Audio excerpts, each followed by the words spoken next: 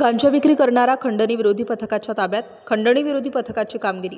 खंडणी पथकातील पोलीस अंमलदार भगवान जाधव व पोलीस अंमलदार चारुदत्त निकम यांना इसम नामे शकील अन्सारी हा अशोका मेडिकेअर हॉस्पिटल समोर इंदिरानगर जॉगिंग ट्रॅक नाशिक येथे अंमली पदार्थ विक्री करण्याकरिता घेऊन येणार असल्याची गुप्त बातमीदारामार्फत खात्रीशीर बातमी मिळाली होती.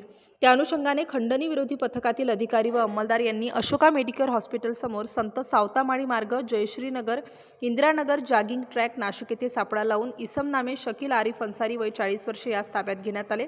नमूद इसमाच्या ताब्यात हिरवट रंगाची पाने, फुले व बिया असा संलग्न असलेला गांजा कॅनाबिस हा अंमली पदार्थ 34,020 रुपये किमतीचा एकूण 17,001 ग्रॅम वजनाचा असलेला बेकायदेशीररित्या विक्री करण्याच्या उद्देशाने सापळा कारवाई दरम्यान त्याच्या ताब्यात मिळून आला.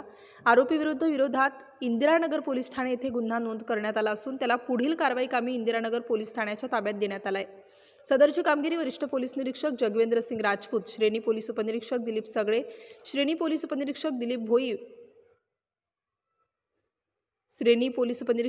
भोई, सहाय्यक पोलीस उपनिरीक्षक मंगला जगताप, पोलीस हवालदार योगेश चव्हाण, दत्तात्रय चकोर, पोलीस नाईक भूषण सोनवणे, मंगेश जगजाप, पोलीस अंमलदार चारुदत्त निकम, भगवान जाधव, भरत राऊत व महाराष्ट्र पोलीस अंमलदार सविता कदम यांनी केलेली आहे.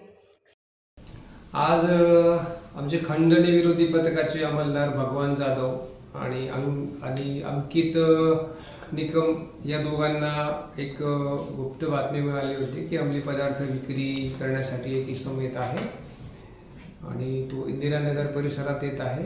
तर त्या बाबतीत त्यांनी मला सूचना दिल्यानंतर मी वरिष्ठांची परवानगी घेतली आणि त्यांच्या आदेशान्वये सर्व टीमला सूचना केल्या आणि एक सापळा कारवाई करायचं ठरवलं. सापळा कारवाईमध्ये आम्हाला शकील आरिफ अन्सारी रहमतनगर हा अशोका मेडिकल हॉस्पिटल आहे त्याच्या अपोजिट साईडला इंदिरानगर जॉगिंग ट्रॅकच्या इथे एक त्याच्या कब्जात बाळगलेले एक 1700 ग्रॅम 1 किलो 700 ग्रॅम सुका गांजा तयार गांजा मिळून आला.